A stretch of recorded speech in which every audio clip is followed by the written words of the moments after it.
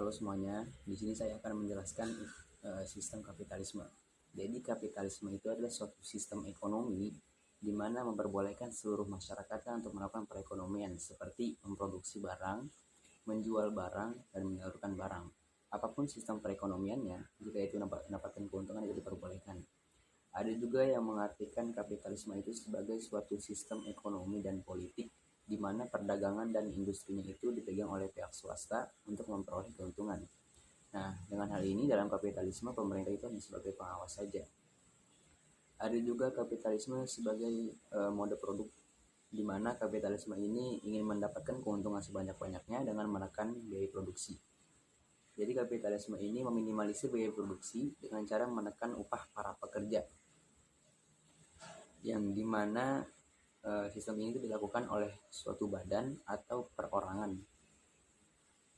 dan itu di luar pemerintah. Jadi pemerintah tidak bisa mengintervensi pasar guna untuk memperoleh keuntungan bersama. Jadi pemerintah mengintervensi untuk mendapatkan keuntungan pribadi. Nah, pelaku kapitalisme ini biasanya disebut sebagai kapital. Ciri-ciri negara kapitalis. Di sini ada beberapa ciri-ciri negara kapitalis. Yang pertama itu ada mementingkan diri sendiri. Nah, setiap orang itu mempunyai kebebasan untuk bersaing dalam bisnis dengan menggunakan metode-metode tertentu guna mendapatkan laba yang tinggi. Dalam hal ini, di negara ekonomi yang menganut ideologi kapitalis, semua kegiatan ekonomi dan sosial dilakukan untuk kepentingan tiap individu. Nah, jadi di negara yang ekonominya kapitalis atau ideologinya kapitalis itu lebih mementingkan terhadap individu dibandingkan kelompoknya gitu. Yang kedua itu ada hak milik perorangan perseorangan diakui. Nah, di sini di negara yang menggunakan sistem ekonomi kapitalis akan memberikan kebebasan untuk rakyatnya dalam menimbun kekayaan pribadi tanpa memperdulikan posisi orang lain yang mungkin tidak mempunyai kemampuan dalam melakukan hal yang sama. Nah, di negara ekonomi kapitalis, tiap individu rakyatnya itu diberi kebebasan dalam menimbun kekayaan pribadi tanpa harus memikirkan orang lain yang mungkin tidak mampu melakukan hal yang sama seperti mereka gitu. Yang ketiga itu ada kebebasan penuh terhadap semua kegiatan ekonomi. Nah, di sistem ekonomi ini, negara kapitalis ini memberikan kebebasan secara penuh kepada masyarakatnya dalam melakukan segala kegiatan ekonomi. Nah, artinya intervensi dari pihak pemerintah itu dibatasi. Di sistem ekonomi yang ideologi negaranya kapitalis ini, jadi pemerintahnya itu hanya berperan sebagai penyedia fasilitas saja. Oleh karena itu, semua pemilik bisnis dan masyarakat umum bisa melakukan semua kegiatan ekonomi dengan lancar dan bebas. Jadi pemerintah tidak ikut serta, tidak ikut campur ke kegiatan ekonomi yang dilakukan oleh rakyatnya, ke bisnis-bisnis yang dilakukan oleh rakyatnya. Tapi pemerintah berperan hanya sebagai penyedia fasilitas saja. Nah, keempat itu ada bebas berkompetisi. Sistem ekonomi kapitalis sangat memberikan kebebasan kepada para pelaku usaha dalam melakukan persaingan di pasar nih. Nah, persaingan tersebut dapat terjadi antara pelaku bisnis, di mana pelaku bisnis ini akan berlomba-lomba dalam memberikan produk berkualitas yang baik kepada para pembeli. Begitupun sebaliknya dengan pembeli. Para pembeli juga akan bersaing dalam memperoleh harga terbaik. Jadi antara pembeli dan penjual itu akan bersaing gitu. Pembelinya akan bersaing memperoleh harga terbaik dari penjual, penjualnya akan bersaing dengan penjual lain dalam kualitas barang yang dijual mereka. Yang kelima itu harga sebagai penentu. Nah, di sistem ekonomi kapitalis, menerapkan mekanisme pasar yang bertugas dalam menentukan harga keseimbangan antara permintaan dan penawaran suatu produk ataupun jasa. Nah, di negara kapitalis atau ekonomi kapitalis ini, apabila terjadi penurunan terhadap harga yang cukup rendah, maka negara diminta untuk tidak ikut campur. Sebab mekanisme pasar akan menentukan harga keseimbangan baru dengan sendirinya. Nah, di sistem ekonomi kapitalis ini, apabila terjadi penurunan harga yang cukup rendah, negara diminta untuk tidak ikut campur terhadap masalahnya. Berbeda dengan ideologi Pancasila yang apabila terjadi penurunan atau kenaikan harga, itu pemerintah tetap harus ikut campur gitu. Oke, kelebihan dari kapitalisme adalah cenderung efisien dalam memanfaatkan berbagai sumber daya dan distribusi barang. Yang kedua, masyarakat menjadi lebih kreatif karena adanya keinginan untuk memperbaiki diri agar bisa bersaing. Dan yang ketiga, pertumbuhan ekonomi pesat karena adanya kompetisi pasar. Yang keempat, adanya penghargaan terhadap kerja keras seseorang dalam bisnis. Dan yang kelima, konsumen bisa mengatur pasar karena adanya persaingan harga antar pembisnis. Kekurangan ideologi kapitalisme adalah satu, pandangan epistemologinya yang hanya terpaku dengan fakta dan mengabaikan nilai. Terbukti dengan ketidakmampuannya menjelaskan perkembangan sains modern dan kritikan dari fenomenologi hermeneutik. 2. Asumsi antropologis yang dianut kapitalisme adalah pandangan yang mengandaikan bahwa distribusi kekayaan akan terjadi dengan sendirinya bila masyarakat telah makmur dan melupakan aspek irasionalitas manusia yang serakah dan keji. 3. Keserakahan pada kapitalisme berakibat pada eksploitasi yang melampaui batas terhadap alam dan sesama manusia, yang pada gilirannya masing-masing menimbulkan krisis ekologis dan dehumanisasi. 4. Problem pengikisan moral. 5. Praktek mengkomoditikan segenap ide-ide dan kegiatan-kegiatan sosial budaya mengakibatkan terjadinya krisis makna yang pada gilirannya menimbulkan krisis motivasi. 6. Timbulnya pasar persaingan tidak sempurna dan pasar persaingan monopolistik. 7. Persaingan antar bisnis sering menimbulkan konflik dan ketidakadilan.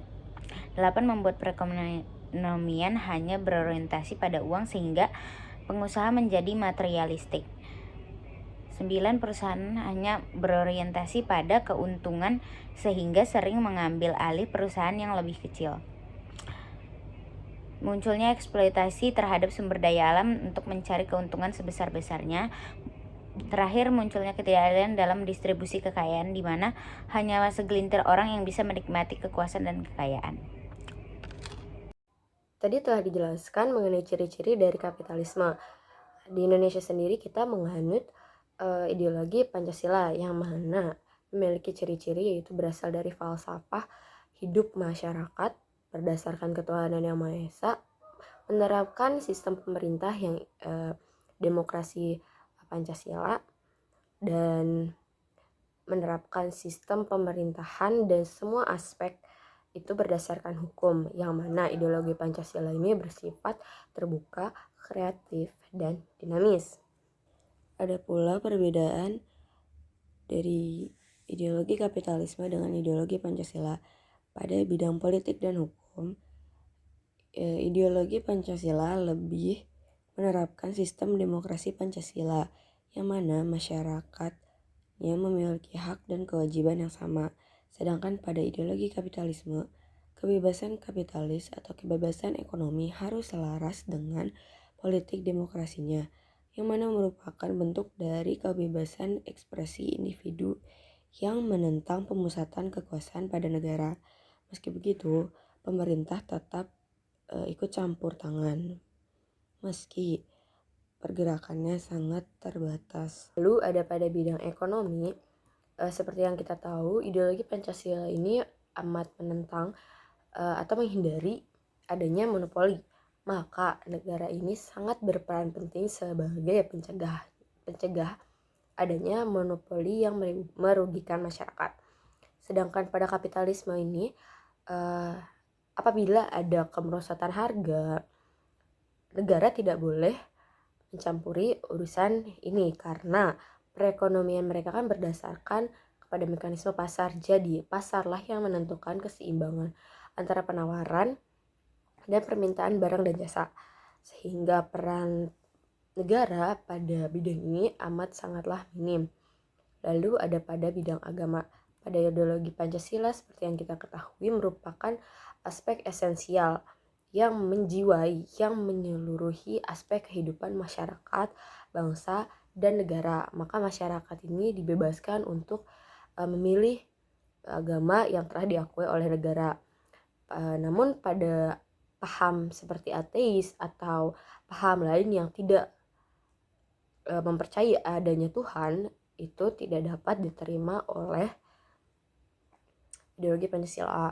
Sedangkan kapitalisme ini memisahkan antara urusan agama dengan kehidupan, karena paham ini meyakini bahwa manusia sendirilah yang berhak membuat keputusan atas kehidupannya, dan meyakini bahwa Tuhan itu sebagai penciptanya saja.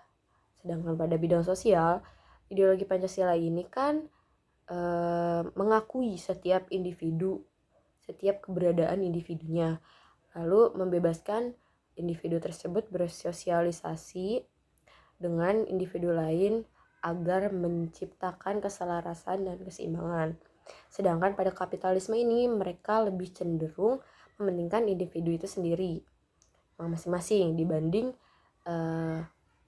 kepentingan negara, karena mereka meyakini bahwa negara hanyalah alat sebagai alat yang menjamin kesejahteraan masyarakatnya. Maka kebanyakan orang atau negara yang menganut paham kapitalisme ini sangatlah individualistis. Nah, setelah penjelasan dari kami telah membuat contoh sederhana dari ideologi kapitalisme. Jadi silahkan menyaksikan. Makasih.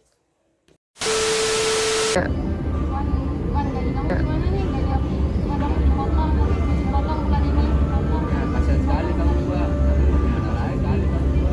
Nggak dipotong pun gaji gitu dari kecil. Nggak dipotong pun gaji gitu.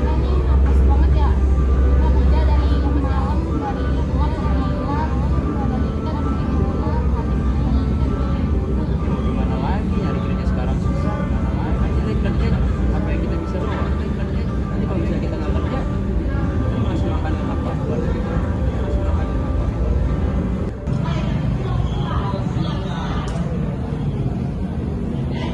Jadi buat bulan depan ini ada 13.000 orderan ya yang masuk. Tapi enggak, dan baku B1 yang biasa kita pakai sedang pending untuk produksinya. Walaupun ada, pasti harganya sedang naik. Kalau diganti sama grade 3 itu gimana? Menurut saya sih itu lebih murah kan ya? Enggak, grade 3 itu lebih rendah dan akan memakan banyak waktu untuk produksinya, serta biaya operasionalnya naik bila kita menambah jam kerja. Kalau begitu kita pakai skorsing ya. Jadi bisa menekan biaya operasional.